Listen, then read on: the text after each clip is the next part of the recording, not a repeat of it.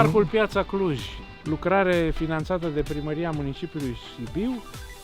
Lucrarea în ce constă? În modernizarea acestui parc, care inițial nu avea nicio infrastructură, nimic, era pământ.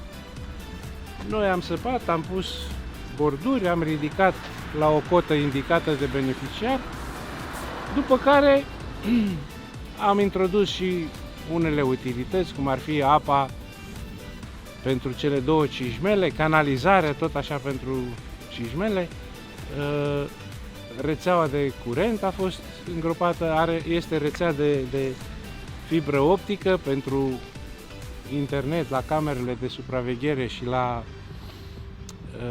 parcul va fi dotat și cu o instalație de internet wireless.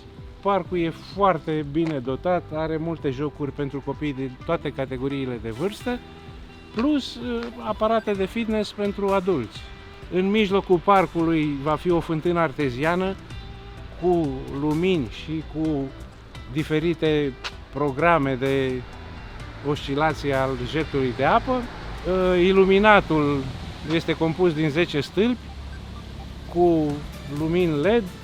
Au două tipuri de lămpi în ei, unele circulare la 360 de grade și altele cu spoturi direcționate. În apropierea băncilor sunt prevăzuți niște stâlpi smart, care iarăși au încorporați în ei iluminat și încărcătoare USB pentru telefoane.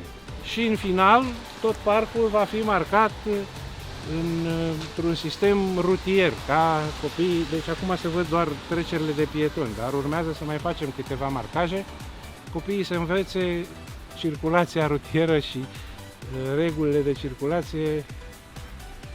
Într-un cuvânt, totul este recreație, mișcare, sport și partea educativă.